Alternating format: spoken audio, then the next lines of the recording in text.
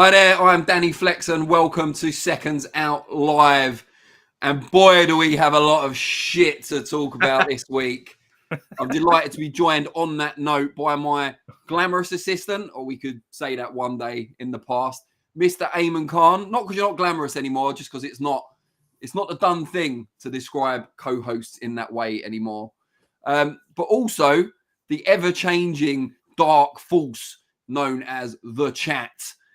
They will be here to help us. And on that note, please do give us your subscriptions, your firstborn children, your thumbs up or thumbs ups, and also your questions and comments, please, in the live chat. And we'll get through as many of those as we can, because we wouldn't be the most interactive show on Boxing YouTube. Bit of a mouthful. I will work on cutting that down.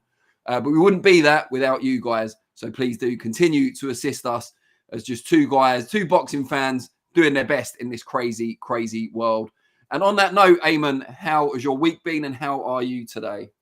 Yeah, look, I'm still buzzing off of the back of what was a brilliant, brilliant weekend of action, which was headlined by Artur and Dmitry Bivol. It was billed as a brilliant card, the greatest card ever.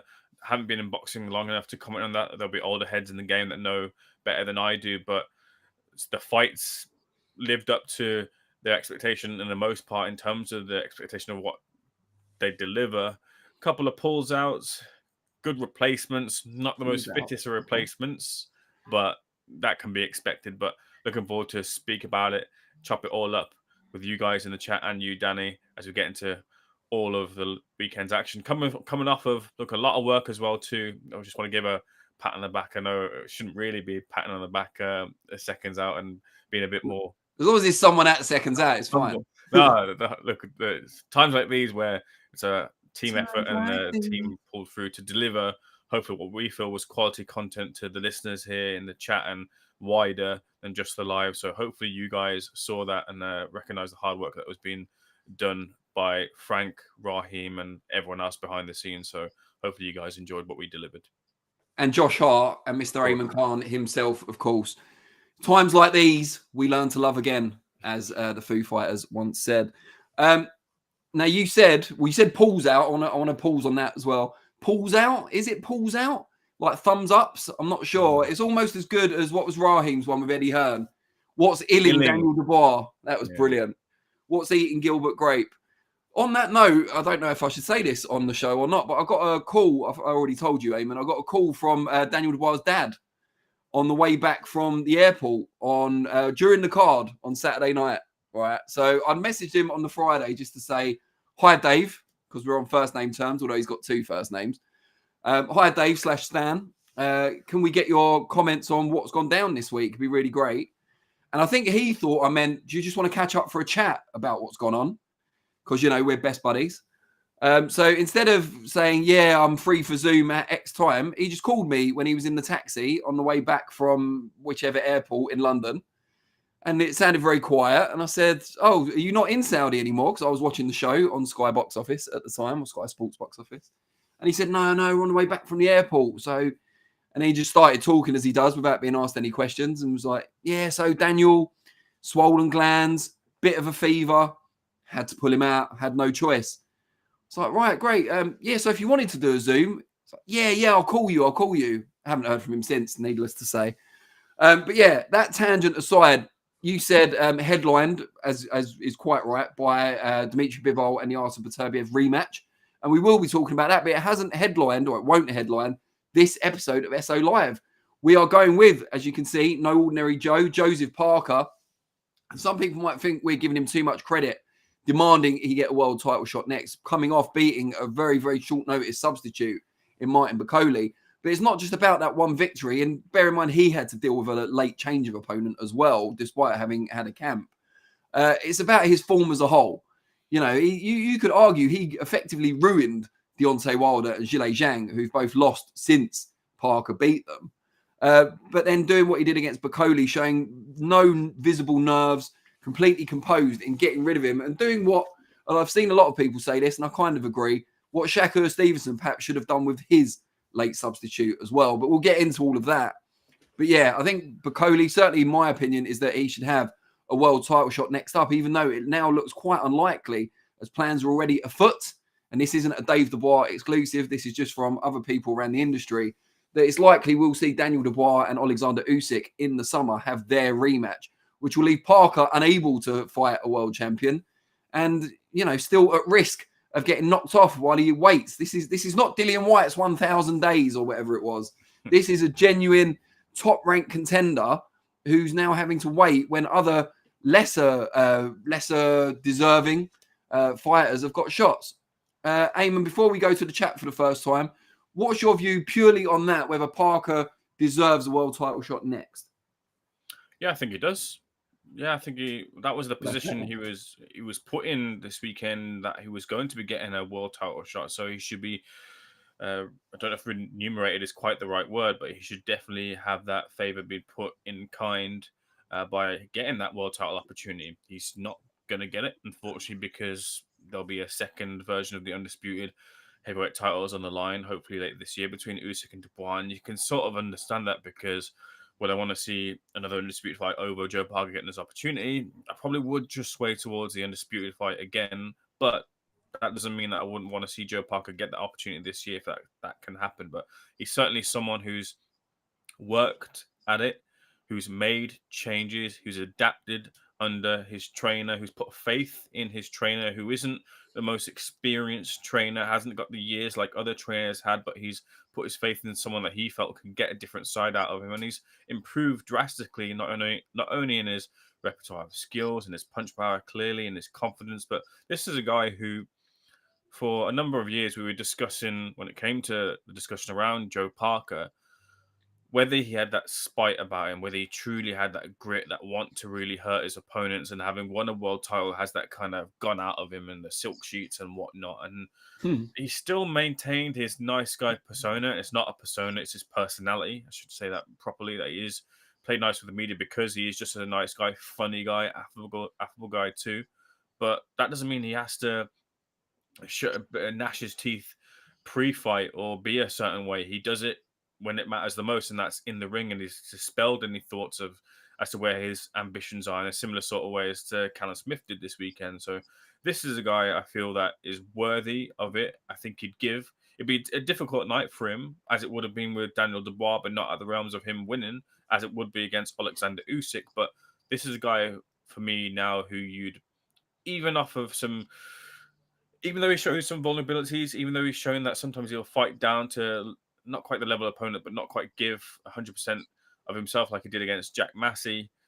This is a guy who can definitely win a world title, and people like that, people who have taken risks and gambled like Joe Parker has, deserve opportunities at that gold, and hopefully he gets that this year.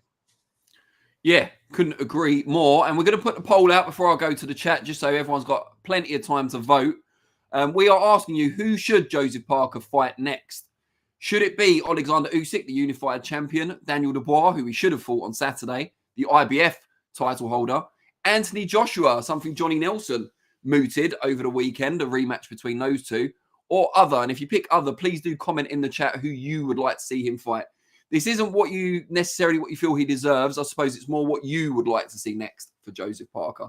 Now, going to the chat for the first time in today's episode, VZ says, all I'm going to say is full camp, Bakole eats Parker for breakfast. Now, I saw that one earlier, and I actually responded, Bakole should maybe skip a few breakfasts. And before people get on my case about that, being quite a larger man myself, I haven't eaten breakfast in years. Maybe that's the problem. Toby Bartlett says, good afternoon, Seconds Out, and the chat. Good afternoon, Toby. Good afternoon, everyone. Amilcar, the prototype, says, even though Bakole took the fight at the very last minute without training, this fight was not fair. I mean, even though, don't you mean because Bakole took the fight at the very last minute without training, the fight was not fair? Yeah, it wasn't fair, but it was the best we could hope for as fans at very short notice. And Joseph Parker did exactly what you would want him to do, dispatching Bakole with the minimum of fuss and a minimum of shots taken as well. Wayne179, I prefer Wayne176, says Parker versus Dubois is the fight to make. Nat disagrees with VZ, says no way. If Bakole had a full camp, it would have been the same result. I think it probably wouldn't have ended quite so early, but I would still have backed Parker to win. I backed him to beat Dubois. You did as well, did you, Ayman? I can't remember. No, I was backing Daniel Dubois to beat Joe Parker. Okay, we'll get into our back and forth, the results of our bets. Antoine Hunter said that hit didn't even land. I watched it in slow motion, and I thought it did. I thought the side of his fist hit him on the top of the head. It was a glancing blow, but if you hit someone in the right place with enough force, I think that's all it takes. Why you? I mean, Parker, of course, not me. Custody System. Hello, Dennis. Good to see you. Parker deserves a chance. Joshua, speaking to another boxing channel, said so as well. Joshua spoke to another boxing channel? What the absolute F? However, Usyk wants Dubois. Parker wants world title shot. So where does this leave Parker? DB Cooper 1 says, Bakole has always been all hype. Thanks to Billy Nelson, who shouts from every rooftop, doing his job. All this hype just for beating a young hype jank prospect in Anderson, who's too busy doing real life GTA. I'm not sure that's the only reason Bakole was well respected and avoided in equal measure. You know, some of it exploits in sparring have been well covered, and it's very rare that people have denied what he says. Amilcar, the prototype, goes, watch these two bash Bakole. Did a favour for Saudi and the fans, and it backfired. Now they're making fun of him. Disgusting. We're not making fun of him. I said maybe he should skip a few breakfasts because he came in hugely overweight. And that was light-hearted comment. I've got a huge respect for Martin Bakole. I've met him, I'm sure, more times than you have. And I've got great respect for his trainer and manager, Billy Nelson, as well. So, yeah, maybe get with the tone of the show, Amilcar, if you're going to stay. Bruce Gas, Boxing, Jazz, and more says, salute, brothers, seconds out. Salute to you too. All right, do you want an actual salute? There you go. Gorgaruja, I think, says, Parker beats any top heavyweight if they only have 2 days' notice and have to take 8 hours in direct flights. We found the winning formula. G-War Beast says Parker still would have found that punch even if Bakole had a full camp. DB Cooper, hold on. Chat's just mugged me off here. Where is he? DB Cooper. God, we've got loads of chats, which is a good thing. Hi, Dave. Sorry, I mean Stan. I wrote you, but you still ain't called in. I left my cell, my pager, and my home phone at the bottom. I added the at the bottom because he didn't do the full lyric. Big Boy Garm says, what? Come on, Bakole was out of shape at the foot of a camp flown into the dressing room. Amilcar says, so if Parker has to wait, give Bakole a rematch for a full training camp. It's only fair. Why is it fair? Bakole stepped in to save the show.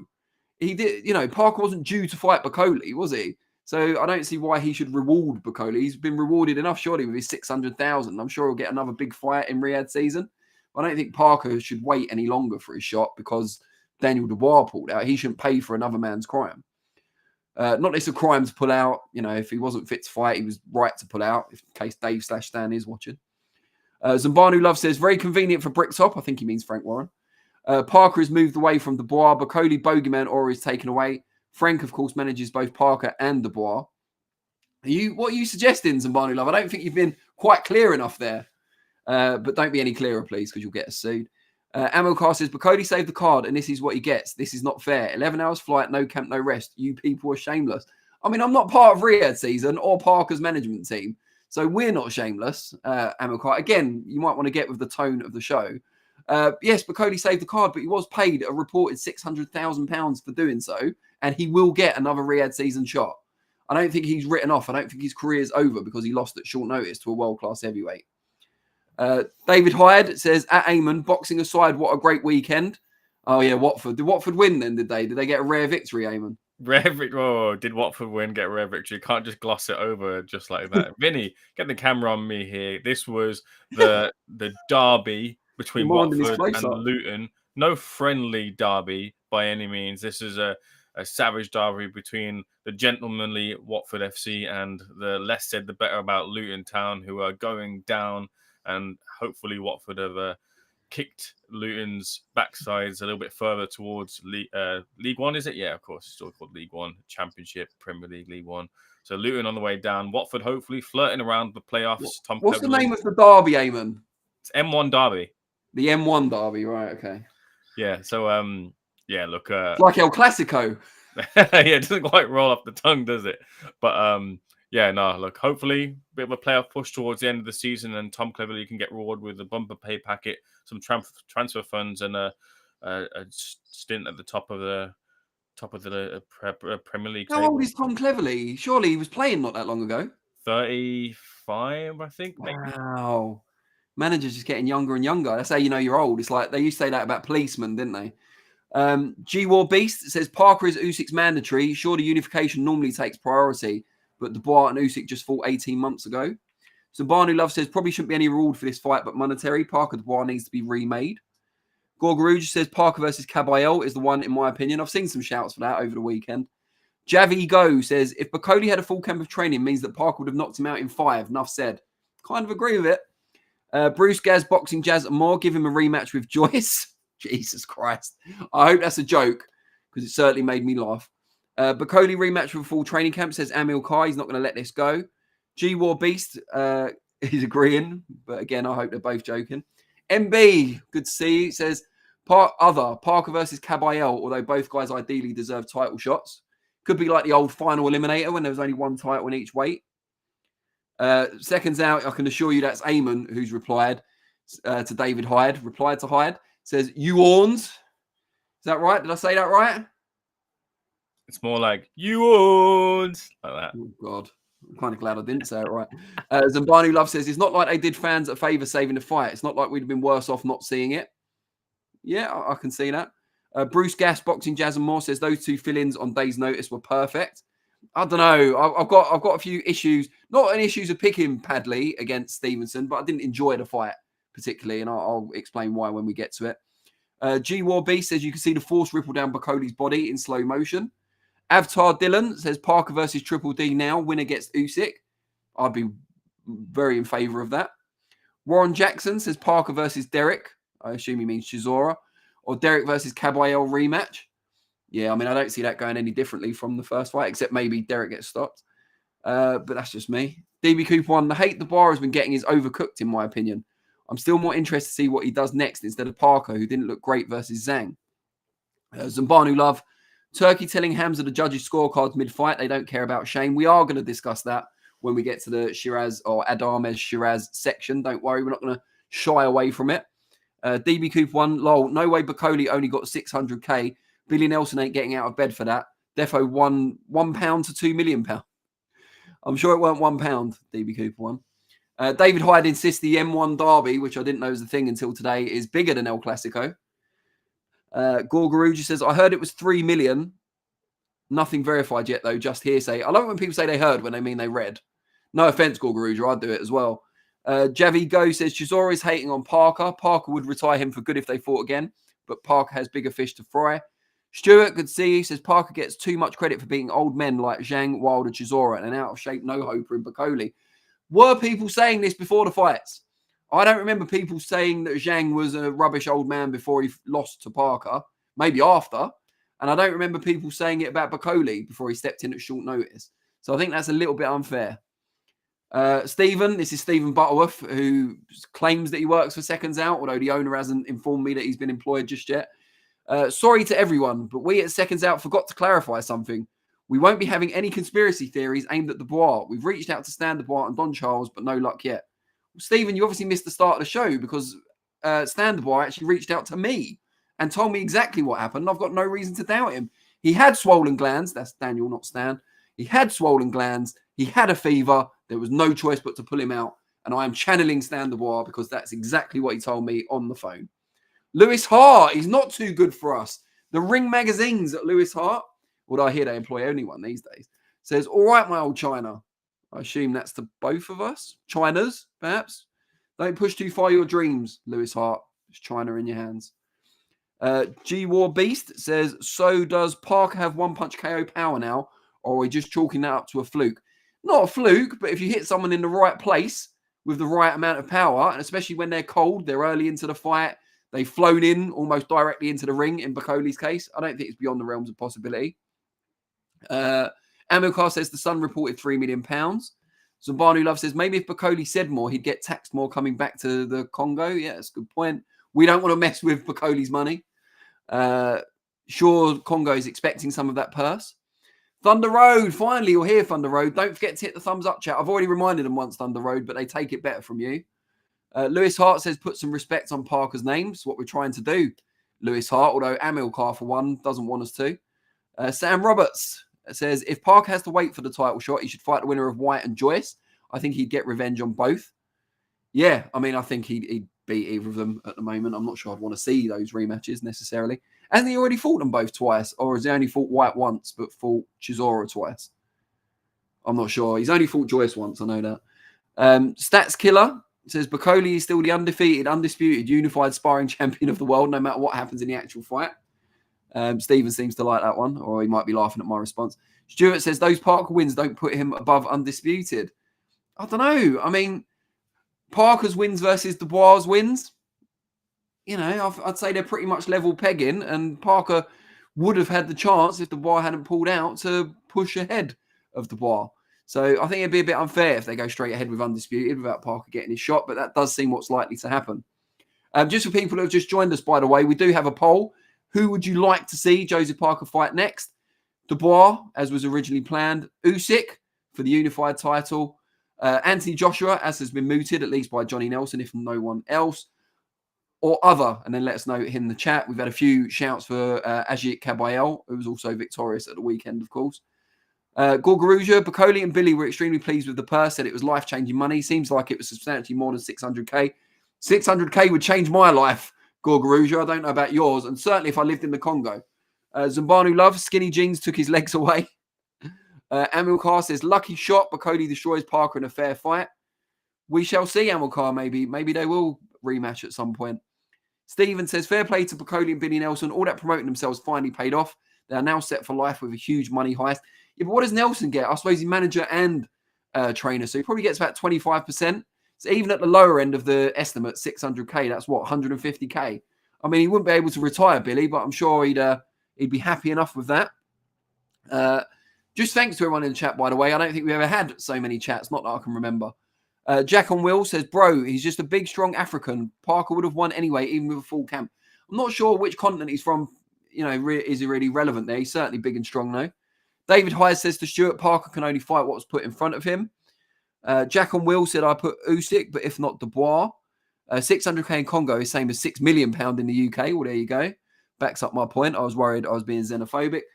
G-War B says, Parker does more for Usyk's legacy in the long run than 3 rematches of the same names. Just let Parker grab the title off Dubois first. Sam Roberts, he's only fought White once, and it was a great fight with controversy, although Parker is a far better fighter now. Martin Mulligan, good to see you, Eminem. Says, just finished the graft. Great boxing chat as always. Great card at the weekend. Charlie Rogers, Flexen couldn't punch his way out of a paper bag. Charlie, I'm not here as a boxer, though, am I? So I'm not sure that's really relevant. But yeah, please do tell us about your boxing credentials, old Charlie Rogers. Your name doesn't ring a bell, but I'm sure you've had your day on the cobbles.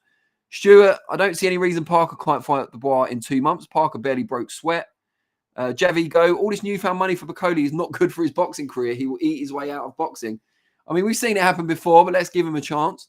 I reckon that he'll be putting a lot of money into the Congo and grassroots boxing, that kind of thing. Seems to be the sort of thing he would do. Steven says it's more than 600k, surely. Come on. We'll have to find. I'll ask Billy Nelson. I'll text him now while we're on air and see if he's willing to tell me roughly how much it is. But Ayman, Josie Parker, let's talk about the fight itself. Did you expect it to end as early as it did, given all the circumstances surrounding it? Not quite as early, not quite as emphatically as it did. To be honest with you, I thought that, and I thought the smart thing, although boxing doesn't always follow logical reasoning, but to go with Joe Parker getting the victory off the back of having a full camp and Martin Bakole not being in his 100% condition for the fight, you have to pick with Parker, and probably by stoppage, although miracles do happen in boxing rings. But it was just such a slim chance I think he had. So I thought what really did it for Parker was maybe that if he was going to get the stoppage, it was going to be by getting and hitting down to the body and forcing Martin Bakole out of the ring once Martin tired.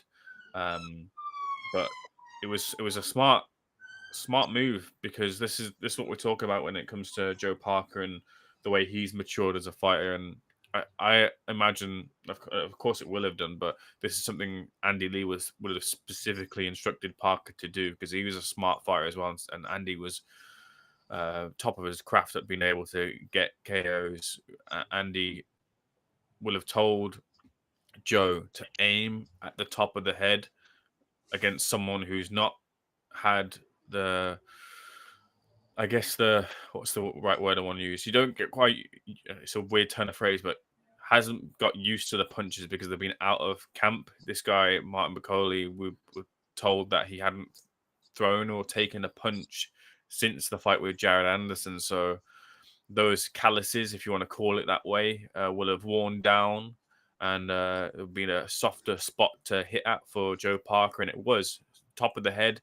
He hit it a number of times before the eventual shot, which also landed at the top of the head, caused the end to the fight. It was a triple G type punch, which Martin Bakole acknowledged in the interview with Rady Rahim, which is a very intelligent way of putting it as well. I love triple G as a fighter, and it was that type of arcing, top of the head type of shot that put him down. Brilliant shot selection from Joe Parker. Brilliant identification of that as being as a route to victory to stop him, Martin Bakole, and they executed it perfectly. So, yeah, good stuff. Billy Nelson wasn't impressed with my question, it's fair to say. He said, it's really nobody's business. Shocked you've asked that, to be fair. So I've sent him a screenshot of the chat and just said it's what everyone's asking. So I said I'd ask you. He gave you a bollocking, didn't he, Ayman, the other week? So now he's giving me one. Oh, Ayman. Never changed, Billy, that's for sure.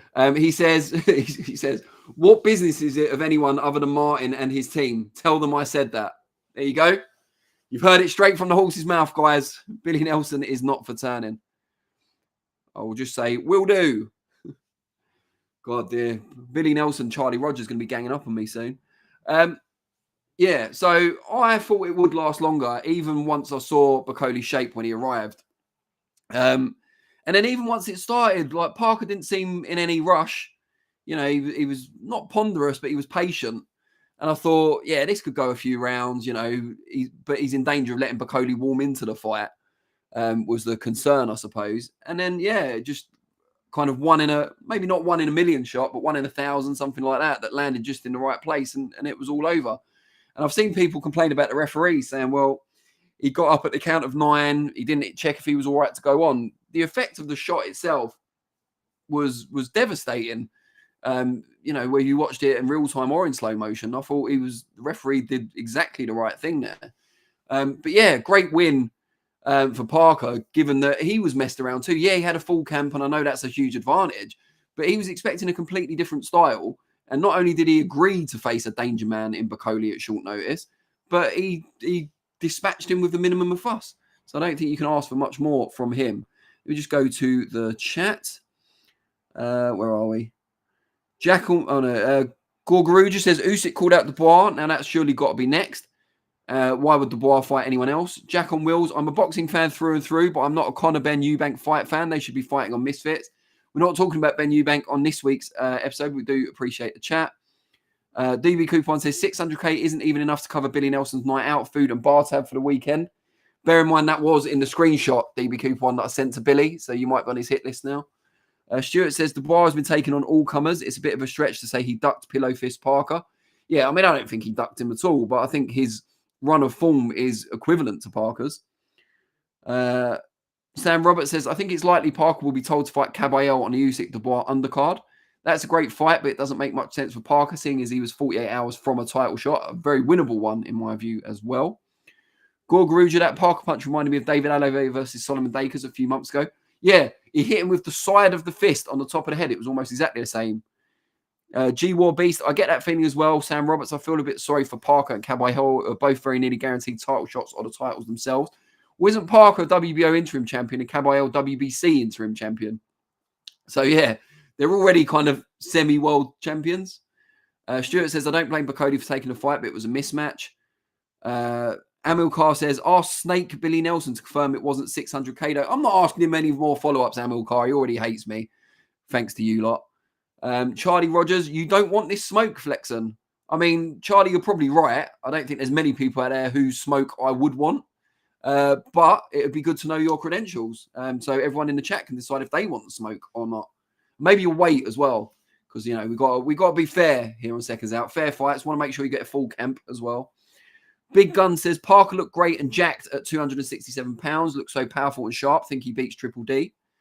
Stuart says, number 1, Usyk. Number 2, Dubois. Number 3, Parker. Number 4, Caballero. That's my top 4 now. Eat that, Anthony Joshua. Mucky says Parker deserves a title shot more than anyone else. He shouldn't get frozen out so Dubois can have another crack at Usyk. Very fair, very fair. DB Cooper 1 says, I don't appreciate Billy Nelson and Spencer Brown lying and acting like Bakole had been training pre-fight and then post-fight saying he ain't been in the gym since August. Did they say he'd been in the gym? I didn't see any of that. Ayman, does that ring a bell? There were some mixed messages that Bakole had been in training and that Bakole hadn't been in training. I think there was some of those comments got lost in translation or maybe even slightly embellished in that Bakole was training, but not training in the sense that he would be if it was training with Billy Nelson in a traditional boxing camp sense. There's a difference between putting in some training, maybe doing a bit of work and ticking over as to doing an actual camp and proper training with an opponent in mind. So I think he's getting his reps in. He's doing his bench. Yeah, I think that was probably what it was. I think Martin Bakole probably went to the gym and maybe did a little bit of run, a little bit of a sweat off, anything like that. Bit badminton, bit tennis, basketball. Anything serious that wasn't in their mind because their fight with the Jagba was. I don't think it was even officially confirmed yet. It's a way off yet. It's still in May, so they wouldn't have had the fight in mind. Oh, Mucky says Spencer Brown said in an interview that Billy said he had been training. Yeah, maybe Billy meant himself because he has lost a lot of weight over the last few years, Billy Nelson. He's probably training more than Bakole recently. DB Cooper 1 says he caught the train from Glasgow to London Heathrow a few weeks ago, so of course he was training. Oh, God. That's bad even for you, DB Cooper 1. That's the sort of dad joke that even I'd be ashamed of, and you don't get much lower than that. Stuart says, I'm shocked how little value people are putting on Undisputed. Usyk has 2 fights left and wants Undisputed. Zabanu Love says 10K steps, maybe. Just all that aside, just to remind people, we have got a poll up. Who would you like to see Joseph Parker fight next? The options we put out are Usyk, Dubois, AJ, or other. And then let us know in the chat. We've seen a few shouts for Ajit Kabayel already. But we should at least spend some time talking about the nominal main event, the only undisputed title fight on what many have called the best card ever, the last crescendo. And that was the rematch between Artur Beterbiev and Dmitry Bivol. Incredibly close fight last time around, eked out by Beterbiev with his late surge on the scorecards. This time around, for me, and just for me, we'll get Ayman's take in a moment, I thought Bivol well won it. I thought by end of round 8, he was in an unassailable lead. I ended up having it 8-4 to Bivol. Few people on Twitter didn't like my scorecard as it was going up. But I know Josh Hart, he might not thank me for revealing this, but he had it 9-3 to Bivol at the end. I thought he was always pretty much a step ahead. Even when Beterbiev upped his work rate in some of the middle rounds, I thought he adapted a lot better than Beterbiev did. He made adjustments to the adjustments, as people like to say. So, yeah, I thought he was a clear winner. I didn't think there was any doubt that he'd get it at the end or any controversy. But, yeah, obviously we know Beterbiev swerved the handshake at the end, but that's because he believes they're going to fight for a third time. And I'd like to see it again. I thought it was an incredibly high-level, elite, skilled fight. And I'd definitely watch it for a third time. Ayman, what was your take on the fight on the main event? Beautiful, beautiful, beautiful fight. Really enjoyed watching it. Type of fight that boxing purists will enjoy, but I also think that people who maybe don't watch boxing too much will still have enjoyed that type of fight and understood the skill that was on display. I thought Bivol started fast, started better. Beterbiev then took over in the middle type of rounds, but then Bivol kicked into gear and acknowledged that he didn't do enough in the first fight to pull through. And he had the what do they call it? Is it a kick at the end of a marathon when they sprint towards the final? He had that kick. Any race, I think. Not from personal experience, obviously. But...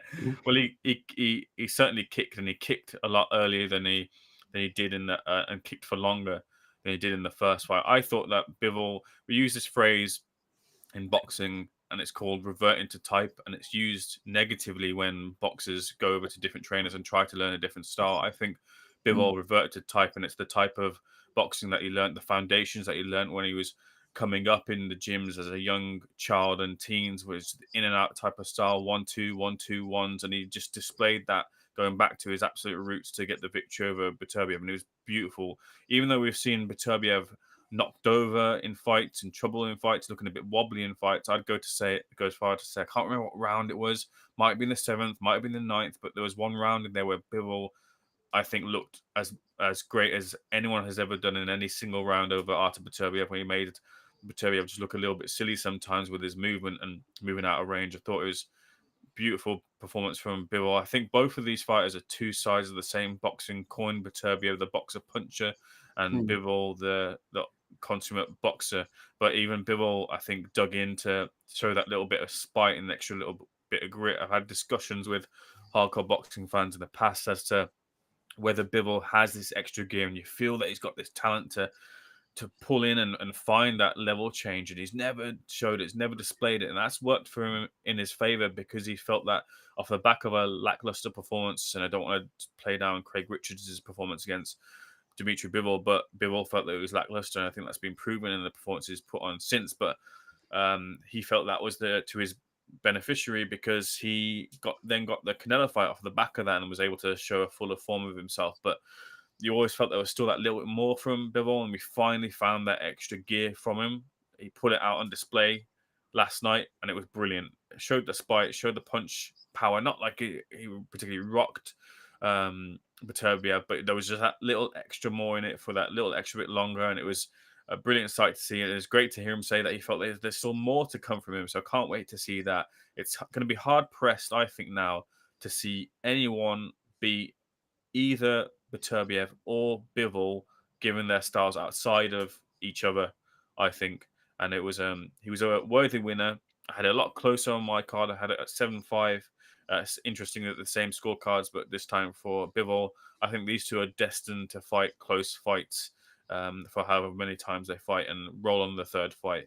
I do hope that with the options that were on the table for Dmitry Bivol post-fight press conference, he said, I'm looking forward to the trilogy. I'm open for a Canelo rematch, Benavidez. I'm open to going to cruiserweight and fighting Jai Patai, whoever it is.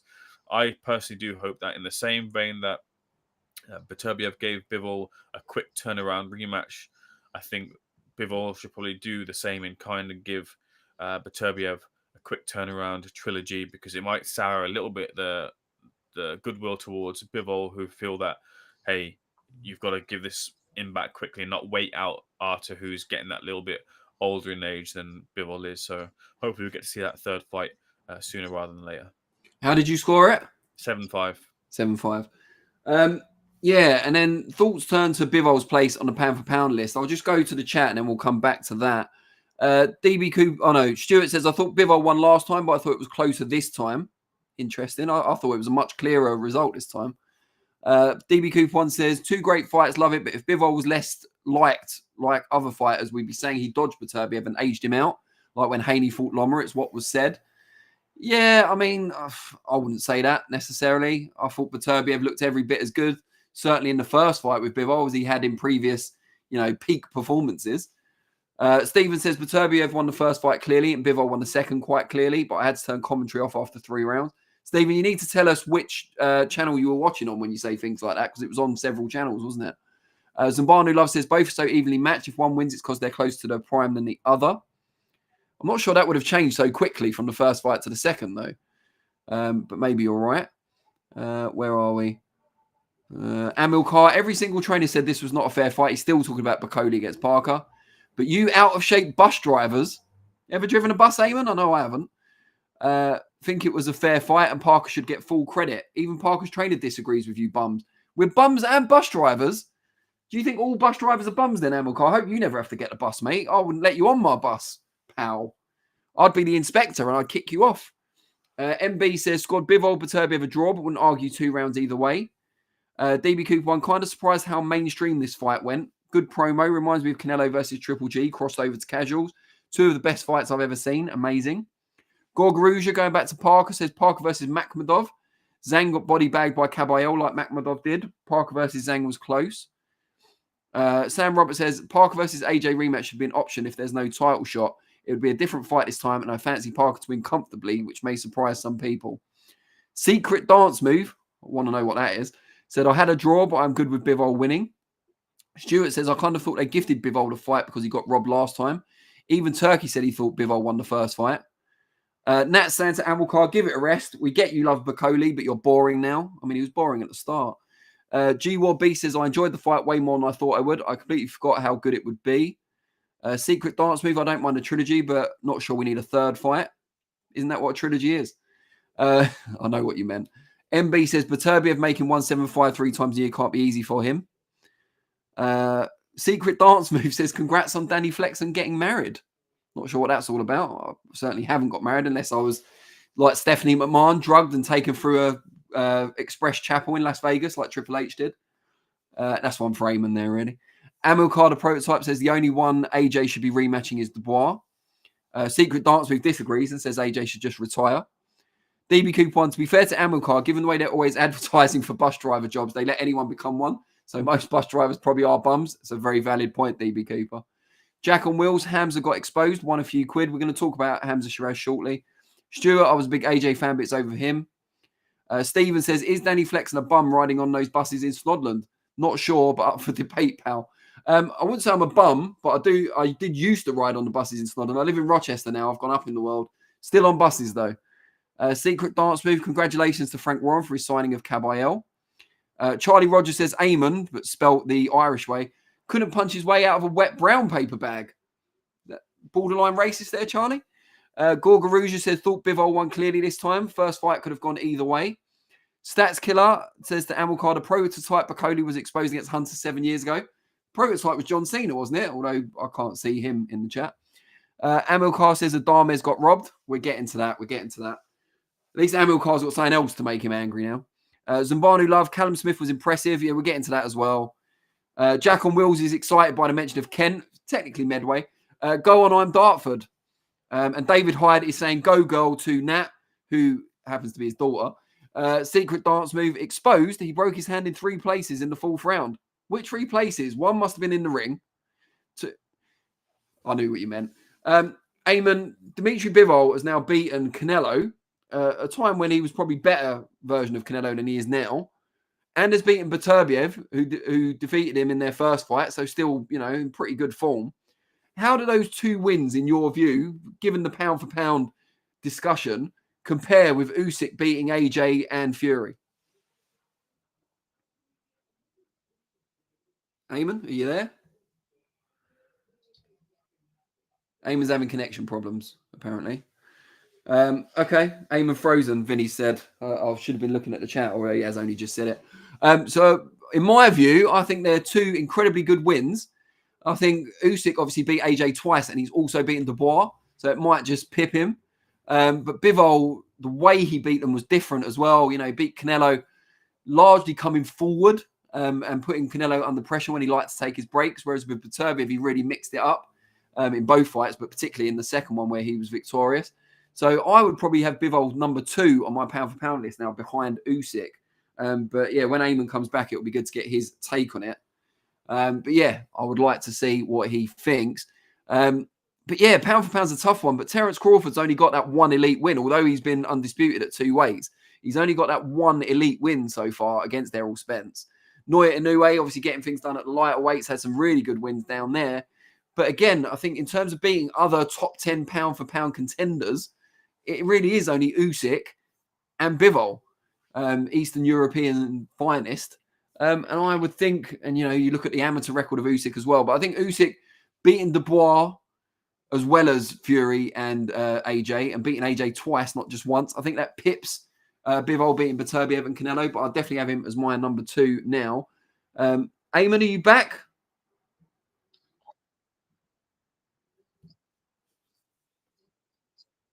We can hear you but not see you, but people can just look at me while you talk if you want. The question is, well, the statement, first of all, is that I've now got Bivol as my number 2 pound for pound behind only Usyk, having beaten Canelo near his peak and Beterbiev near his peak. How do you weigh up? I've explained my rationale why I have him above Crawford and Inoue, but what do you think? Where do you put him on your pound for pound? It's a difficult question in amongst all the whirlwind and reactions and fallout from the fight. I've not really thought about the pound for pound list at all. I'm not the biggest fan of pound for pound list anyways, but I think if in that conversation, you probably have to...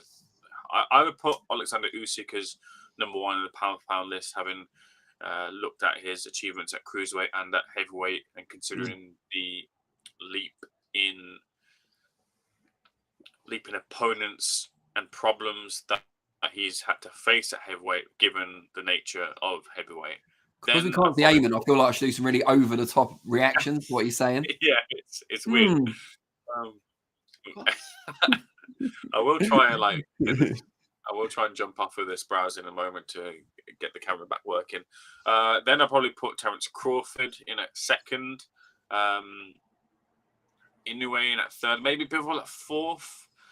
Beating the man that beaten two undisputed champions in the form of Beterbiev and Alvarez. But I think the titles at the one weight, maybe need to see him branch and win titles at another weight, and you could put him up higher in the list. But you could see him doing that. That's the thing. So he's very much closing in on his contemporaries. All right. Well, while Ayman tries to sort his camera out, I'm going to go through the chat, and then we're going to move on because I will have to drop my son to kickboxing in about 10 minutes, and I want to make sure I get my Sheeraz take in first. Not my glass of Sheeraz, but my Sheeraz take in first before Ayman takes over for those 10 minutes. Stephen says, man, we need to have Danny Flexen in WWE. He would make the perfect heel manager. Perfect heel manager already exists. His name's Paul Heyman.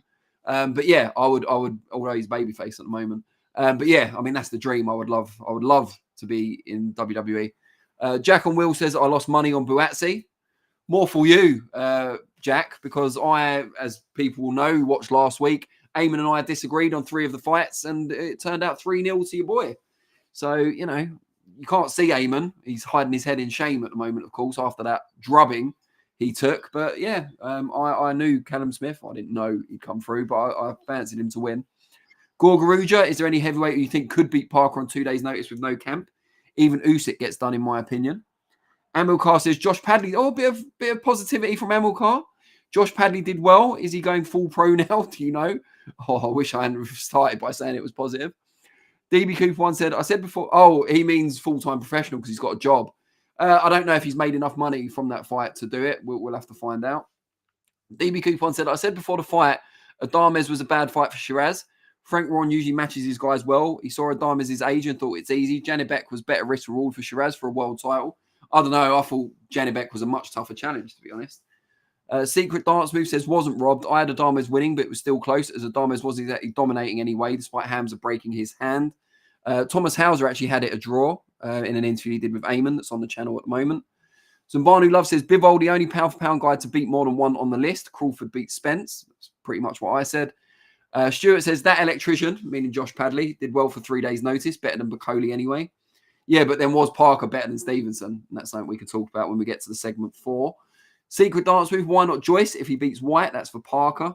DB Coop 1 says, Josh Padley still needs to install my 10-kilowatt solar panel system first. Then he can go full-time pro. Thunder Road says, what's this bus wanker talk? In-betweeners nostalgia. The fact that something like in-betweeners nostalgia exists makes me feel older than you can possibly imagine. Jack and Will says, Hamzah, yes, broken hand, but other fighters win with a broken hand.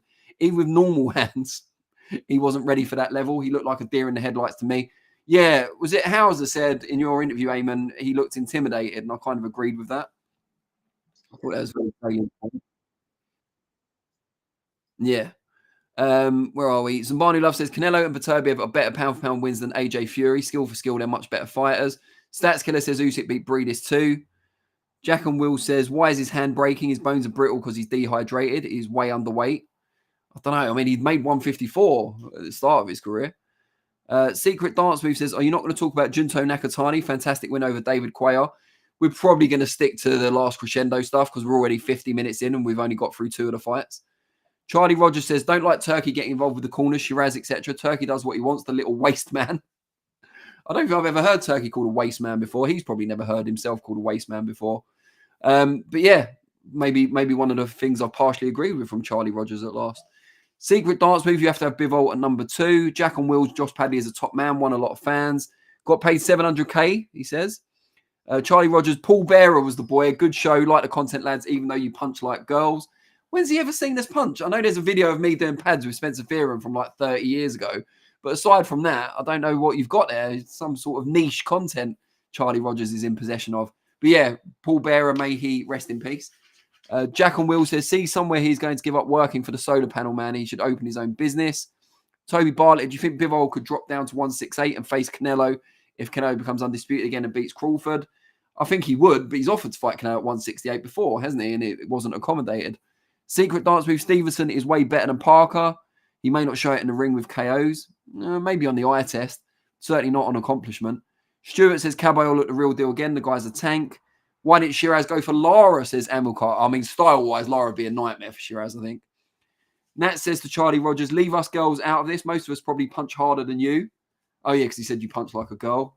Got it. I'm amazed you watched In-Betweeners Flexen. Didn't think you oldies knew what it was, says DB Cooper 1. I swear I was still in my 20s when the In-Betweeners first came out, you cheeky sod. Thunder Rose says Danny would make a better sketchy, creepy heel character in WWE like Dexter Loomis. Quite natural for him. I think Karrion Kross rather than Dexter Loomis. I quite like the work Kross is doing at the moment. I think I need to bulk up, obviously. Well, not bulk up because I'm bulky, but I need to muscle up, and then I could be Dexter. I need to hench up, and then I could be Karrion Kross. And if Scarlett wants to come along for the ride, fair play to her. Jack and Will says Matchroom Turkey is a swear word in my house. The wife says now. Lost the TV on a Saturday night. No boxer has won with a broken hand in the 4th round. Stop it, says Secret Dance Move.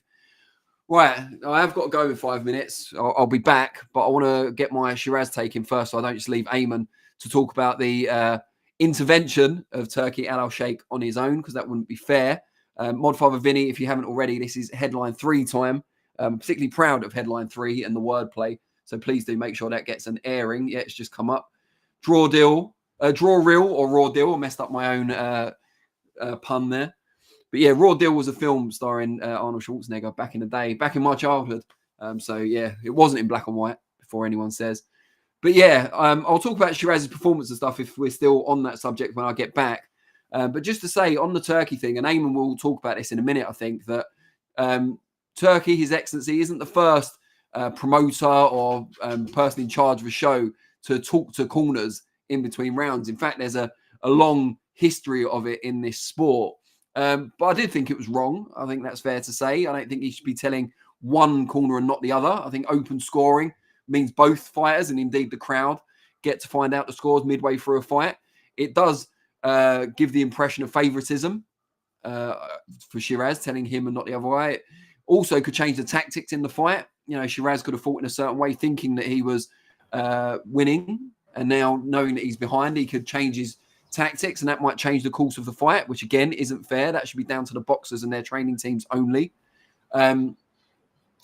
Turkey must have known that he'd get caught on camera doing this. He didn't seem to be particularly sneakily doing it. So, yeah, I hope someone is in a position to ask him about it and to maybe make the plea for open scoring so he doesn't feel the need to do this again. But what I would say is, I think it's wrong, and I'm happy to say that. But before we blow it too far out of proportion, Ayman will tell you about the times when it's happened before. But not only that, is it really that different from WBC President Maurizio Suleiman diving into the ring after Charlie Edwards got hurt against, Martinez, and reversing the result in the ring immediately? Surely that's not right either. It's an abuse of power, if anything, and it favours one fighter over the other. So I'm not saying either of them was right. I thought Suleiman was wrong to do what he did as well. But yeah, it's not a big new thing that we've never seen before. That doesn't, however, make it right.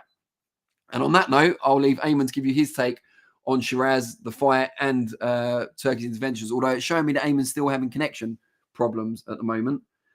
Apparently he's resetting his router.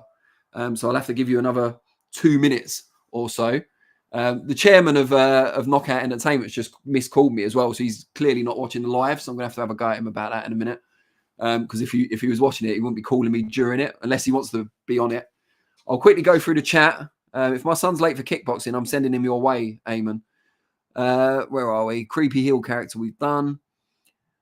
Amilcar says, you think Lara beats Adames? Lara is too old. I think Sheeraz might beat Lara. Stuart says, Parker barely survived against Zhang. Caballero smashed him to bits. Charlie Rogers says, probably not, Nat, unless you're a 6'4" Swedish bird. I can confirm she is not. She's neither 6'4" nor Swedish, as far as I'm aware. Jack on Will says, boxers fight with broken hands all the time. Shakur had broken hands and still won. DB Cooper 1 says, wasn't this for the WBC world title where open scoring is a thing anyway? Hardly the most scandalous thing what Turkey did. Riyadh season on the whole is fairer than usual shows. Yeah, they don't have open scoring in every fight, I don't think. And this one was British Boxing Board of Control administered, so it probably wasn't. Shakur's broken hands nearly every fight, says Jack on Wheels. Gore Grouge says, is Raw Deal the one where Arnie says, I let him go after dropping him from the roof? Or I think that's Commando. I think it is Commando, yeah. I watched all the Arnie films when I was a kid. My brother used to babysit quite a lot. And we had our video shop down the road that let me have 18s. And it was always Arnie, Jean-Claude, Chuck Norris. I could go on. We might have time to go on if Ayman doesn't hurry up. Amilcar says he showed favoritism to Sheeraz because he is Muslim. It's crazy. I don't think that's necessarily true. I think he's just got to deal with Riyadh season. He's a favoured fighter in the same way that he really liked Mark Chamberlain until he lost to Josh Padley. He might still like him. I don't think religion is anything to do with it.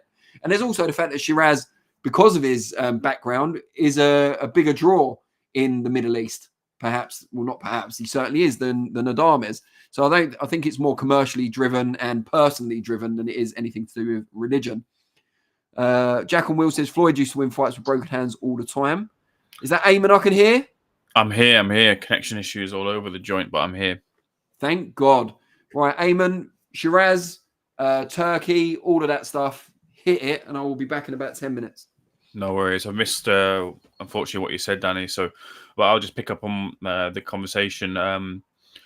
So in amongst, obviously, of course, behind the scenes, we're helping each other out. So I didn't quite get to see this until later on.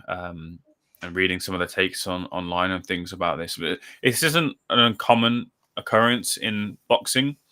I think it's happened a number of times where there's been interference outside of the corners for fights. I think, if I remember correctly, Daniel Dubois' father, I think, gave some instructions to the corner, and then fights afterwards.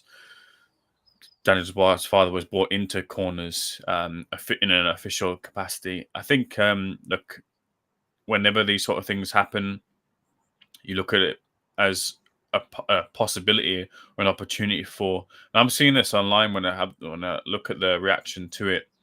There's spaces happening and reactions to the clip going round about informing Sheeraz corner that he was down. That Gervonta Davis, the best way I can put this is Gervonta Davis did a podcast, and Gervonta was saying that he felt that when the conversation happened for him to come over to maybe sign a deal or have a fight over in Saudi Arabia, he felt that Devin Haney was their guy, and that he would have to get a knockout over Devin Haney if he was going to get the victory. If they were to fight, because of the way that he felt he was approached about it. Now, I can't say as to whether that's the case or not. You like to think that that isn't the case at all, but that's the way the fighter feels. And someone like Gervonta Davis would look at that and feel like, oh, look, it's heavily stacked against me. And you want to see the best fights happening over in Saudi Arabia, and they're happening for the large part. But people like Gervonta Davis will look at that and think like, oh, maybe I don't want to involve myself because I wouldn't get the rub on the green. Now, I balance that out and say that if you were to think that way as well, you would look at Fury's involvement with Saudi Arabia and boxing over in that region, and you would think if there's any fighter to be thought of as someone who'd be a favoured fighter, not that I do think that's ever the case, but if you ever to look at that and think that way, you'd look at maybe Tyson Fury because of how prevalent he's been on the cards and driving these cards. And Tyson Fury's had 2 fights with Alexander Usyk and lost both times on the cards. So you'd like to think that you'd get a level playing field from a fighter's perspective on those fights if you're to have those big fights and big nights. I just think that when it comes down to it, a lot of these problems, a lot of these issues would be eradicated if you did do open scoring, because then every fighter would know where they stand and where they are in terms of the fight. And if you want the pageantry and if you want to keep the scorecards private to some degree and have that moment of announcing who's the winner, you do that by closing the open scorecards at the 10th round and have the 11th and 12th as those real big jeopardy risk rounds. So everyone knows where they're at. Corners know where they're at. And that's another thing that's getting lost in the conversation as well too. Sheeraz is a lovely guy. I know we say there's a lot of things and a lot of times when these sort of things happen, but Sheeraz has been open and honest as to feeling that the hand wasn't a contributing factor to the fight. He felt he was less than, and he'll know that he wasn't good enough on the night. but the corners got taking a lot of flack for not reading where they were in the fight and giving Sheeraz the instruction that they felt that he was up in the fight up until the closing rounds, and then reading that they had to do more to win the fight. So it's kind of hard to say as well, because I thought that Sheeraz didn't do enough to win as well, but people are respecting the industry, like as mentioned beforehand, that Thomas Hauser felt that the fight was a draw, so maybe I'm reading the fight wrong. But for me, I felt that Carlos Adames was the winner on the night. But things like that can be avoided if you bring in different innovations into the sport. And I think open scoring is something that's been wanted and needed for a long, long time. So, another iteration of that. And you want to see more of a level playing field and people understanding where they are in fights, so that their fighters can then go execute a game plan if they're down, and maybe try to put more of a dent in their opponent. I'll jump into the chat now as we wait for the return of Danny. I just got to get that up. Have some camera issues and technical issues on my side, which never help with the flow of conversation. But it was a brilliant, brilliant weekend of action. A lot of fights that we still have to gloss over, even though, like for example, Callum Smith was in a brilliant fight against Joshua Buatsi. And I don't think we'll even have time to get to that. So apologies if I'm jumping back into a conversation that's already been spoken, as I've not seen Danny come to the chat as I've had those technical issues. But here's what the chat have said so far. Secret Dance Move says, fight was still close anyway, but Adam has won for sure, but draw isn't that far away. We will see if Hamzah takes a rematch. I mean, one of the things that was said as to why Hamzah was a bit flat was maybe the weight. So we'll see if he has life left at middleweight and moves up to super middle. Fight was still close. Oh, sorry, I said that one. Best outcome for Adames. He keeps the belt and gets a much bigger payday in a rematch. Division is dead, so no other fights for him anyway that pay well.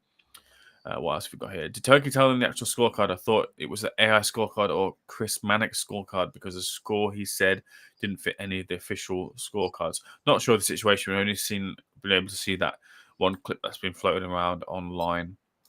I'd rather take boxing experts' views like Sean Potter, who had Hamzah winning 7-5, and Thomas Hauser had it a draw, than random strangers who don't know what they're looking at.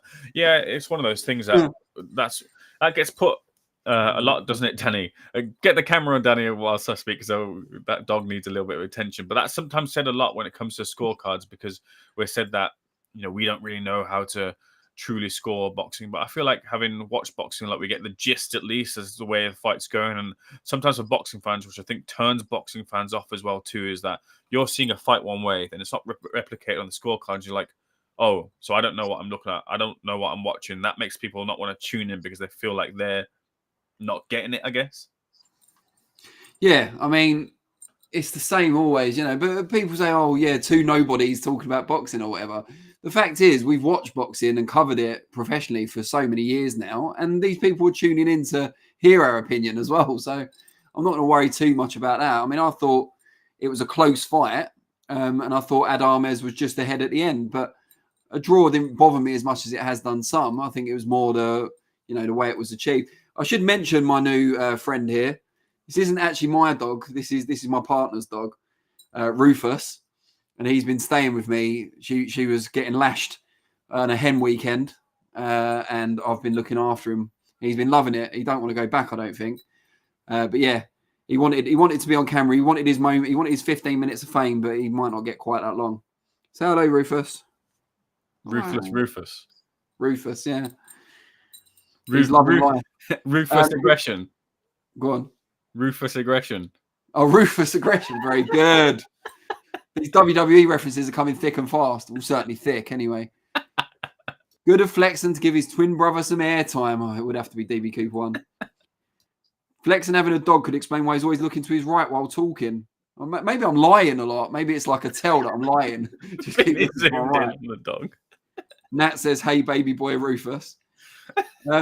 I've never noticed I look to my right a lot while talking. It might be like my mild autism or something like just, or like a tick. Maybe I've got a tick. But yeah, Rufus, stop. Go on the left so we can prove him wrong. Yeah, I mean, I thought Sheeraz was a clear loser at the end of the fight. And to be fair to Sheeraz, in the post-fight interview, he was very good in that he said, yeah, I have got a hand, because the reporter brought up the hand injury. I think it was Andy Scott. And he said, yeah, I have got a hand injury, but it had absolutely no bearing on the result of the fight. And I thought that was pretty good. Do you know what I mean? He knows that he's got to go back and work on things, and he will do. But yeah, I mean, I thought obviously the Turkey thing put a bit of a cloud over it. And now, as Hamzah said in the interview with Ayman, it's upset a lot of plans, because the idea was, as part of Canelo's 4-fight deal, I think the last one of the 4 was likely to be Hamzah Sheeraz coming into it as a world champion. And that may now not be the case unless he can quickly get a rematch or fight one of the other champions in time. But I would like to see Hamzah kind of rebuild at a slightly lower level before he gets another world title shot. Oh, sorry, Danny. Yeah, look, that conversation surrounding Hamzah Sheeraz in with Canelo, I thought it was shoehorned in way too quickly. It all of a sudden happened, and I thought that was a bit glaring, because Hamzah hadn't even won the world title yet, and then he was put in the picture with Canelo Alvarez in this 4-fight deal. And really and truthfully, that is a little bit out of place for Hamzah. I'm not saying he doesn't have the trajectory or still doesn't have the trajectory. I do think he does. But to be then put in straight away, I thought was a little bit too obvious as to what the plan was, and telling us directly what it was without having already picked up the accolades. Think he can, think he will, but I just thought it proved to be too soon. Now, do I think Hamzah Sheeraz has life still at middleweight? Probably. Maybe they might look at him and the way he did the weight. But if he did the weight the way that usually, and he was happy with it, then maybe they do need to look at super middle. But yeah, look, I think he'll feel that in amongst maybe the occasion being quite big for him. Maybe I don't get the read that it was that. I just think he didn't do enough and was a bit flat-footed and maybe boxed too much within himself. And a lot of that has to go down to as well to what Adamez was doing in the ring as well. I thought he was really good. But Hamzah Sheeraz is usually on the front foot trying to look to knock out his opponent, and he elected to box a little bit more. Maybe that was a tempered game plan, but I think they got it wrong in there. I think Hamzah can do a lot better. He will do a lot better. He's a world champion in the waiting, but he's just got to wait a little bit longer. Let's just go to the chat before we move on to the rest of the card. Amilcar says, a close fight. Sheeraz was blocking and running the entire fight. Secret Dance Move says, yes, it was a close fight. All the experts had it a close fight. We've got some spamming in the chat. Vinny, can you deal with that, please? BB Cooper 1 says, Adamez adapted quickly to Sheeraz. I just think he has his style figured out. Sheeraz was missing by a country mile. I think Frank moves him up in weight. No rematch. Secret Dance says, Adamez didn't do much either. Let Sheeraz move to 168 and build up there, says Amilcar. Secret Dance Move says, of course we get idiots in the chat. We've seen evidence of that even before the spammer. Secret Dance Move. Goatman says, can't believe I never thought about AJ versus Parker. This would be so good. Would it be a rematch? But yeah, finally test out as AJ just lost the head to fight. Well, yeah, we shall see. I mean, if he's lost his head, what's Parker going to hit? He'll have to body punch him to defeat. Anyway, bad jokes aside, let's get into the rest of the Last Crescendo card. And one of the highlights for me, and it was going in, I think I said in last week's show, it was the fight on the card I was most looking forward to watching, was Callum Smith and Joshua Buatsi. Not just because it was the first good fight on the show, not just because it was the first fight where Ayman and I made opposing predictions, which all went my way, as I think I might have mentioned earlier. But because I just thought their styles would mesh into an absolute domestic classic. And so it proved. And I don't really want either of them to fight Bivol or Beterbiev next. I wouldn't give them much chance of winning that. But it was an incredible fight. If Bivol Beterbiev was like a star level in terms of boxing skill, this was an A. This was just below, but still incredibly accomplished boxing on display. I thought Callum Smith was a worthy winner, not just because I picked him beforehand. I thought he just, in those key moments when the fight was in the balance, I thought he pulled it out more. I think he did more. He was more proactive in the fight as well, whereas Buatsi was too reactive.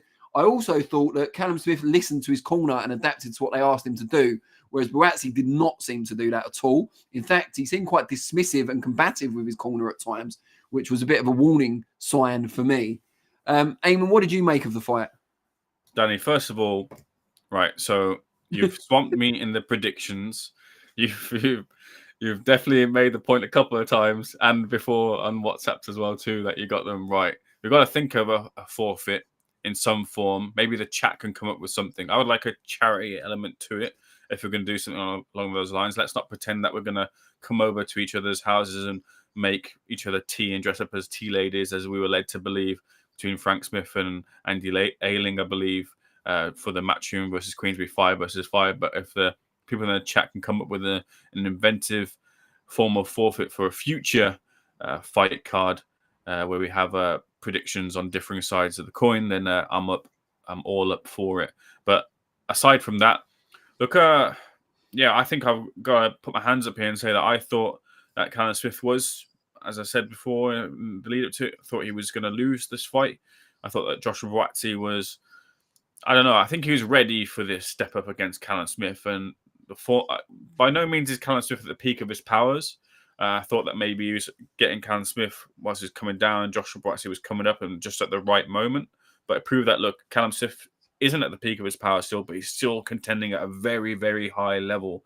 And the fight against Beterbiev was, and the way it went was because of how good Beterbiev is as opposed to how much Callum Smith had fallen down. So credit to Callum Smith. It was an Everflow type of fight, and I thought that Joshua Buatsi's game plan at the start of the fight to try and walk down Callum was the right idea, because if there are doubts coming into in the narrative, I guess, if there are doubts about your opponent, where they are, their ambition, their desire to continue on the sport, that's the way that you find it out, by pressuring them, putting it on them, and just seeing if you can find that weakness and then just exposing it as much as possible. But Callum rose to that.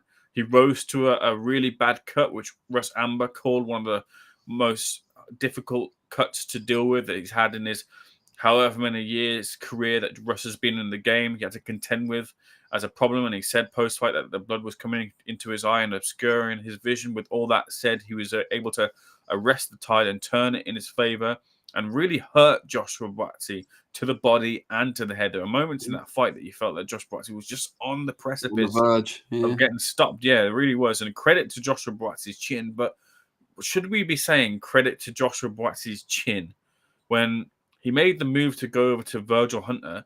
And quite frankly, Virgil Hunter, whose best work we know for him and the partnership with Andre Ward, who is a elite defensive fighter, yet Joshua Buatsi has not shown any real improvements defensively, whether it be blocking shots with his hands, whether it be head movement, whether it be a combination of the both, stepping out of range. Buatsi never showed any of that. So I do wonder what, outside of the defensive work or just in general, like what have they been truly working on in the time that they've had?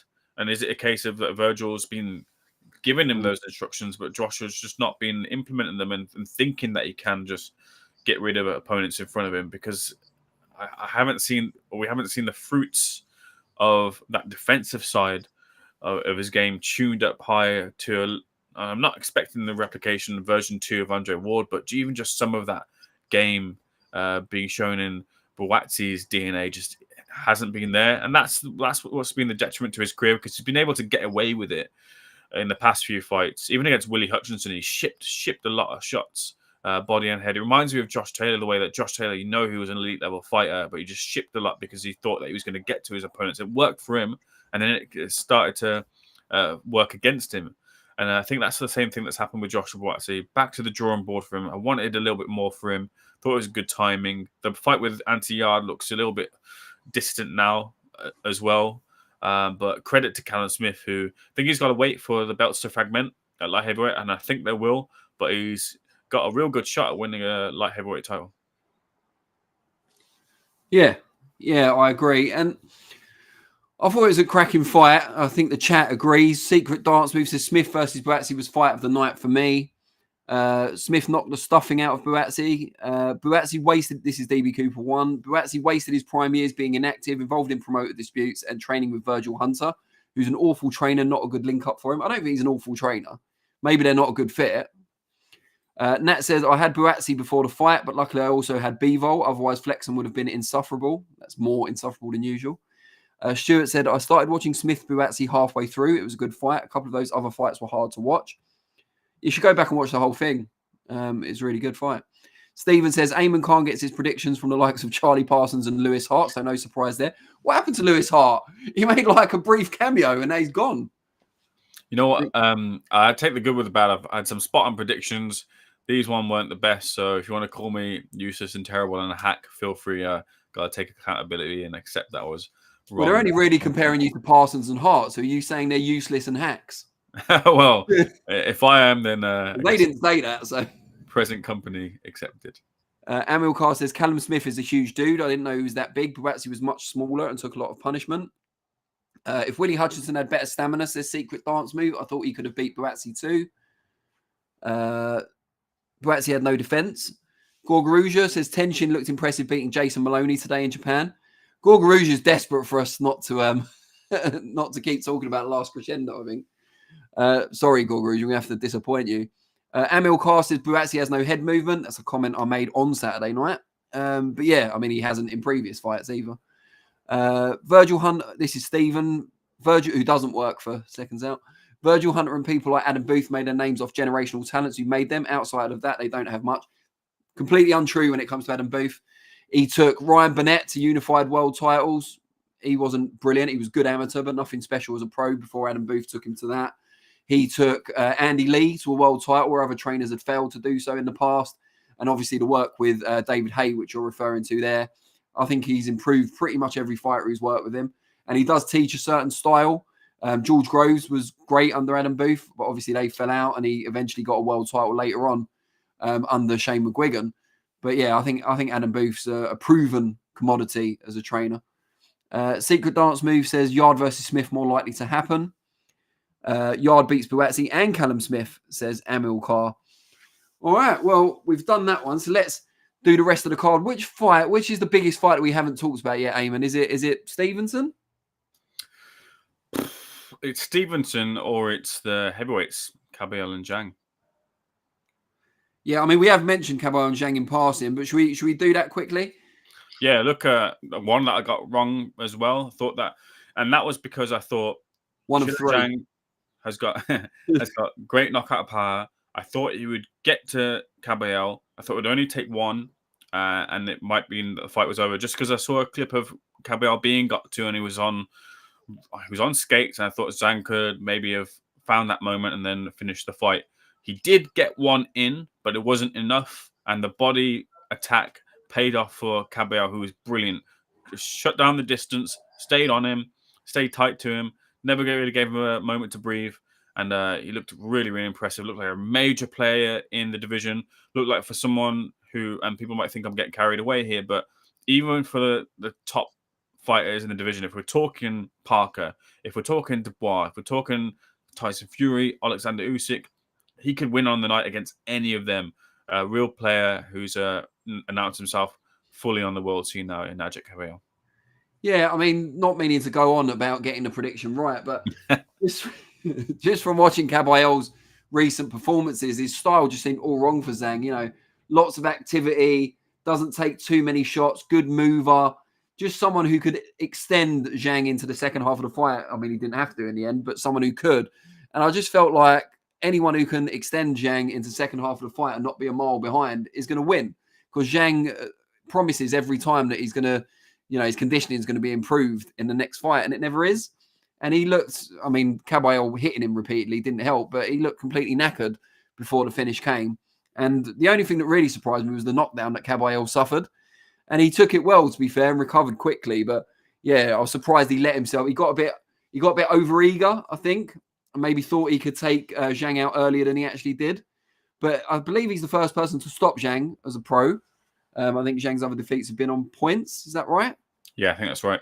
Yeah, so, I mean, great result for Caballero. Continues an excellent run of form. And as a lot of people in the chat have said, he and Joseph Parker really stand out now as fighters that deserve a world title shot, but may, unfortunately, have to fight each other. Just one last point to move people towards the poll. Our poll does ask, who should Joseph Parker fight next? That was our main topic at the start. Let us know who you would like to see him fight next. Is it Usyk, Dubois, AJ, or other? If it's other, please tell us who in the chat. I'll just quickly go through the chat before we talk about Stevenson against Josh Padley.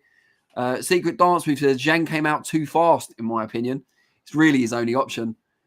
G-War Beast says Zhang ruined my parlay. Is that like an accumulator bit in American? Literally let me down. I knew I should have changed it when I saw his gym video and he was only doing 6 rounds of cardio. I mean, if you've watched Zhang's career, that tells you what you need to know about that side of things. Amilcar puts it good. He says Zhang has no stamina, but we all knew that. Secret Dance Move, Caballero signed with Frank Warren, so he's got a lot of fights ahead now. Big Boy Garms, Big Ben got dragged into the trenches and he did not like it. Not about them showers. Secret Dance Move, Zhang came out blasting in first round and wasted a lot of energy there. He looked spent after that. Yeah, but I think the underlying point is that he should have enough energy to fight 12 rounds at a decent pace, and he never has. Brian Petrov, I remember the rumours before Ruiz versus Joshua 1 that Ajit knocked out AJ in sparring. Yeah, no one's ever confirmed that, least of all Ajit himself, but it wouldn't surprise me. He clearly punches harder than he's given credit for, and that his record suggests. Secret Dance, who says Zhang still has a lot of options despite the loss. I'm sure Uncle Frank will match him with someone in his camp. Or maybe the winner of Wyatt against Joyce. You know, we can see the Joyce-Zhang trilogy. I'm not sure that anyone's hoping for that. But yeah, we shall see. But yeah, so Josh Padley. Now, I want to preface this by giving Padley all the credit in the world for coming in at short notice. I'm sure he was well remunerated for it. But coming in at short notice against the pound-for-pound level talent in Shakur Stevenson, who had a full camp behind him. You know, we talk about Bakole not having a full camp against Parker. You know, Padley didn't have a camp, and he came in and fought Stevenson. And the gap in ability between those two and experience is a lot wider than the gap between Bakole and Parker. So huge credit to him. He was very brave in there. He did absolutely everything he could to turn the tide his way, to win the fight. He wasn't, you know, he didn't come just to survive, and he stayed in there for as long as he could. So all credit to him. However, I did not enjoy watching it. I found the first kind of 6 rounds pretty boring.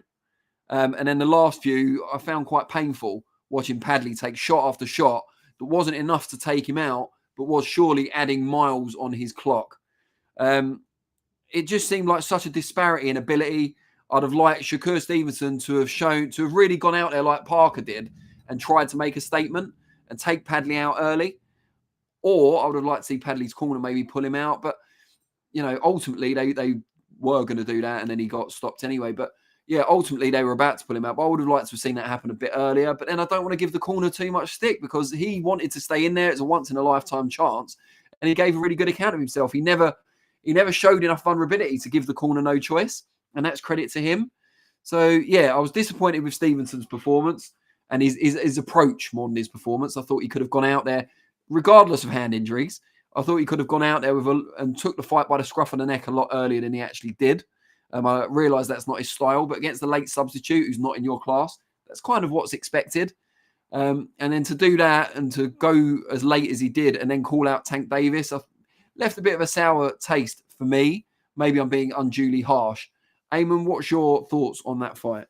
No, a similar sort of thing. I think you hit the nail on the head. I think, look, when it comes to Shakur Stevenson, I think he's very much in his head about his hands, as has been proven by the interview that Rady Rahim has done with Shakur Stevenson. A real good watch. If you want to watch it after Seconds Out Live, do implore you to do so. Shakur is open and honest about his worries about his hands, and he's going to have a conversation with Floyd Mayweather, who had similar sort of problems, but was able to maintain them over the years to get to the top of the sport and earn a lot of money, as we all know. Happy birthday, by the way, to Floyd Mayweather, who turns 48 today. But I think that's what's in his head. I think Shakur, for the longest time, and especially in this fight, has been happy to coast and not really show the full reflection of his abilities in fights as well. And a large part of that is to do with his hands, and he's worried that if he throws as much as he can, he might have problems. It might detriment his future fights and future earning potential. So he doesn't look to make those risks or take those risks in fights and conserve himself and conserve his energy, his hands that he feels are a problem. And that means that his opponents that we feel he's overmatched, with all due respect to, with Josh Padley, of course, it would be on 2 days' notice, aside from anything shocking happening. That means that his opponents are able to last longer than we'd expect them to do so, or other opponents in his division or rivals would dispatch of him maybe quicker than he would. And that's where the flat comes in, and he's got to take that and own that in the wake of that. But he feels like he doesn't need to do that as well, too. He feels like his boxing skills will pay his bills. Problem is, if people are tuning off or turning off outside of those big fights, it means that they won't tune in and pay that money to watch him fight, which is interesting because you would think that in America, that would be the country that really, no disrespect to UK boxing fans, but really kind of credit true boxing skill. I think so. If you're turning off your home or domestic fans, then a bit of an issue. So maybe we will see that spite in Shakur in the future. He's getting on in age, but really we just need to see the fights happen for Shakur. I think the more frustration I have with Shakur is that we've not quite got the fights that we wanted to see from him. And hopefully this year we'll see him in a big fight when the likes of his contemporaries have been in big fights, and he hasn't quite been in them just yet. Right, we'll go through the chat and then we will go to the poll results. So Stephen says there's a reason Stevenson was booed, and Stevenson even had the cheek to mock Padley during the fight. Secret Dance Move says Padley made 500k for that. I'm sure he can become a full-time boxer now. Amilcar says Padley was good. I hope he can go full pro. Excellent work for a late replacement. I'm glad he was still somewhat fit from his last fight. Well done, Josh. Stephen's asking Secret Dance Move if he's seen his payslip. Stephen, if you want to work for Seconds Out, I mean, you should have seen his payslip. DB Cooper 1 says, God knows how Shakur is a 3-weight world champ. Amazes amateur style works in the pro ranks. Fact, even Saudis booed him with no prior bias. Sums up how awful his style is. I think some of that was because they got behind the underdog in Padley as well, if I'm being completely fair, having just slagged him off. Secret Dance Move says, I think we just have to accept who Shakur is. He's got fantastic natural skills and just will never be an entertaining fighter. It's up to his opponent to overcome that style. Yeah, I think it's more that he's kind of showboating and mocking the opponent and that kind of thing while doing that style when he's already in against a, on paper, very overmatched opponent. That leaves a bit of a sour taste. Secret Dance, DB Coupon says, Padley made 500k, but flexing out here telling us Bakole got 600k. I'm just telling you what was reported. I did ask Billy Nelson how much he made, and, you know, I got a short shrift. So... sorry, I'm not going to go back and ask him again, funnily enough. Now, we asked you guys at the start of the show who you'd like Joseph Parker to fight next. Should he have a world title shot against Daniel Dubois, a unified title shot against Alexander Usyk, a rematch with Anthony Joshua, as has been mooted by Johnny Nelson, or other? And we had a lot of shouts for Ajit Kabayel as the other in the chat. So other only got 9%. Having said that, we've got quite a lot of votes. Joshua got 11%. Usyk, 34%, so pretty strong. But the clear winner was a fight between Parker and Dubois, which we should have had on Saturday night if Dubois hadn't pulled out ill.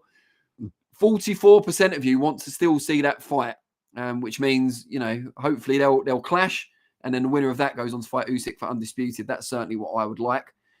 Stephen says, I'm a valued volunteer for Seconds Out at the moment. Boxing is a very political game, but I'm sure the likes of Josh Green will accept me soon. Hard work pays. Josh is a tough one to convince, to be fair, mate. You might have to join him at the darts, show you can throw the old arrows. I never have, but I didn't need to be accepted, whereas you do. So it might be worth a go. Secret Dance, who said Johnny Nelson is a joke and a hater.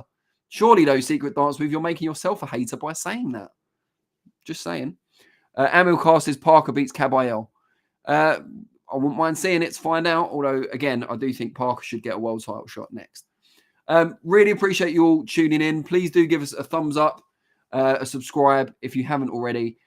Do leave your questions and comments on the video if you're not watching live, and we will respond to some of those as well.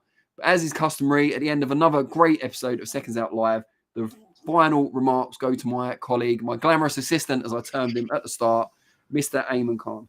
Yeah, thank you to everyone for listening in to another great show of Seconds Out Live this week off the back of the last crescendo. Thank you to Danny. Thank you to everyone in the chat.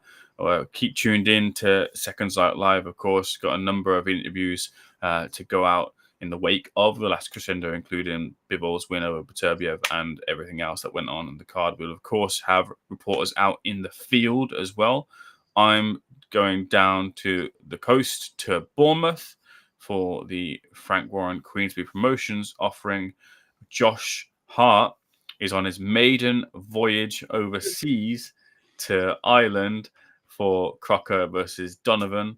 And we believe if the Eubank Junior Ben press conference takes place as well, we will have Radio Raheem there to bring you all the latest breaking news and developments across what promises to be another big week in boxing. So keep it tuned in to Seconds Out Live. If you haven't already, click the like button, subscribe. You've got to click the like button as well, as we had a debut appearance from Rufus. Come on. You got to show some love for Rufus as well. Rufus Stole the show on his debut.